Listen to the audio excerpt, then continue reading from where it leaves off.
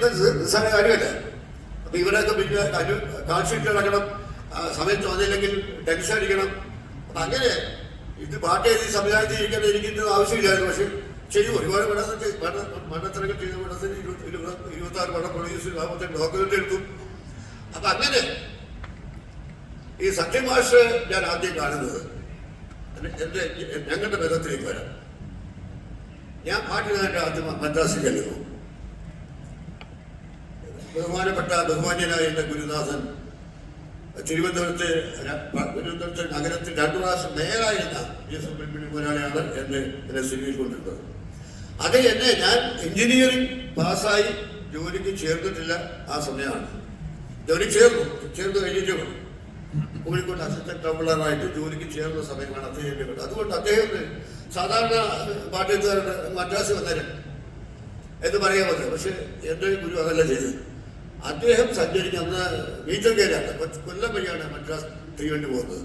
അപ്പൊ അദ്ദേഹം സഞ്ചരിക്കുന്നത് പ്ലെയിൻ സഞ്ചരിക്കില്ല. അദ്ദേഹം AC ഫസ്റ്റ് ക്ലാസ് മാത്രമേ സഞ്ചരിക്കൂ. ഒരൊറ്റ കൂപ്പയേ ഉള്ളൂ. അത് ബുക്ക് ചെയ്ത് അതിനാണ് അദ്ദേഹത്തെ കൊണ്ടുപോയത്. അതുകൊണ്ട് ആദ്യം സിനിമയും പാട്ടെഴുതാൻ പോയത് തന്നെ വളരെ നല്ല രീതിയിലാണ്. പക്ഷെ അവിടെ ചെന്ന് കഴിഞ്ഞപ്പോൾ അദ്ദേഹം താമസിക്കുന്ന ഹോട്ടലല്ല എനിക്ക് കൊടുത്തത്. അദ്ദേഹം പറഞ്ഞു, ബാബുരാജാണ് മ്യൂസിക് ചെയ്യുന്നത്. ബാബുരാജ് താമസിക്കുന്ന റൂമിലെ തൊട്ടടുത്ത് തമ്മിൽ താമസിച്ച സൗകര്യമായിരിക്കും. അവിടെ സാമീസ് ലോഡ്ജാണ് തമ്മിക്ക് റൂം ബുക്ക് ചെയ്തിരിക്കുന്നത്. അപ്പൊ സാമീസ് ലോഡ്ജാൻ ചെന്നപ്പോൾ കാണുന്ന കാഴ്ച മലയാള സിനിമയിലെ മിക്കവാറും എല്ലാവരും അവിടെ ഉണ്ട്. എസ് പി പിള്ളയുണ്ട്, ഗോവിന്ദൻകുട്ടിയുണ്ട്, അടൂർ പങ്കജമുണ്ട്, ബാബുക്കാർ ഞങ്ങൾ വിളിക്കുന്ന ബാബുരാജ് ഒരു മുറിയിലുണ്ട്. അവിടെ നിരയായിട്ട് മുറികളാണ്. ഇങ്ങനെ ഒരു പടത്തിൽ സാമിസോട്ട് കാണിച്ചിരുന്നു. അത് സാമിസോട്ടൊന്നുമല്ല, അങ്ങനെ വല്ല സാമിസോട്ട്. അപ്പൊ അവിടെ ചെന്നപ്പോ എന്നെ ഞെട്ടിച്ചൊരു കാര്യം, അവിടെ ഒരു മുറിയിലാണ് സത്യമാഷ് താമസിക്കുന്നത്. അപ്പൊ ഞാൻ എന്റെ മനസ്സിൽ സത്യമാഷ് എന്ന് പറഞ്ഞു കഴിഞ്ഞാൽ പെട്ടാസ് വലിയ മാളികയിൽ ഒരു വലിയ എത്ര പടങ്ങൾ അഭിനയിച്ച ആളാണ്, ഇത്ര വലിയ നടനാണ്. അപ്പോ ആരോ ഒച്ചത്തിൽ സംസാരിച്ചപ്പോ പെട്ടെന്ന് ഒരു അടി പറഞ്ഞു, അതിനെ പറ മാഷാകുന്നു. അപ്പൊ ഞാൻ ഏത് മാഷാണ്?